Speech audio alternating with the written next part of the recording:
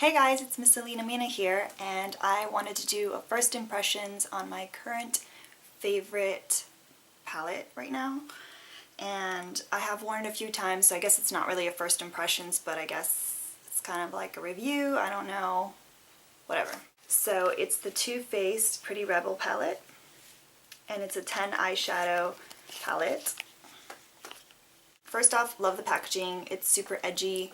I know I mentioned this in my haul video that it seems like they're trying to be a little more edgy, kind of picking up on that Urban Decay feel, which, you know, it's different from what they usually do, but I think it's great because it gives them the opportunity to, I guess, reach more people.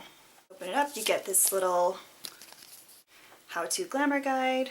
So it basically tells you how to use the colors. I never use that. I have them all tucked away somewhere, I'm not really sure where.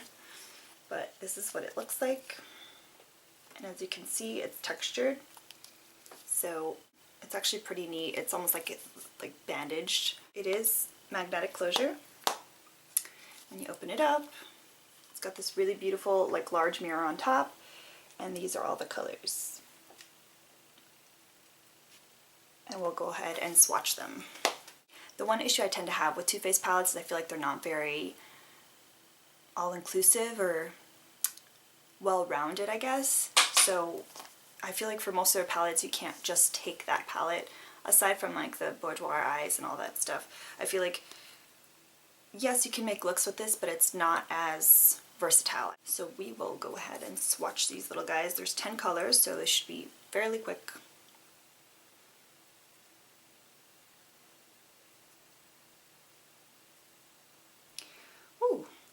To be fair, I would say there are 3 mattes and the rest are not matte. The rest are shimmery or glittery with different layers of that. So first one, we've got Dainty right up top. Charming, which is the dark brown one. Girly, which is a nice silver. Totally Fetch, which is definitely my favorite. It's beautiful pink. Miss Sparkles, which that is one sweep of it, so it is definitely super pigmented, which is very, very exciting, especially for Too Faced because they tend to not be that pigmented. Doesn't mean that they can't change, but just from previous stuff. And once again, I do feel like they're trying to be a little Urban Decay-like because of some of the names of these things, like Jailbird, Gangsta, and all that. It's kind of edgier names than what they usually do. Ooh. I mean, these colors do feel pretty nice. So this first one is Ringleader. It's pretty light. We have Gangsta, which is a shimmery type brown. It's like a medium brown. Instigator, which is this amazing gold. I mean, I love this gold even more than the one in Vice 2 palette. I just love the way it feels. It seems like it's going to apply really nicely. This blue is called Badass. Last one, which is another silver, is called Jailbird. It's kind of interesting because when you look at the colors, it's a very similar color scheme.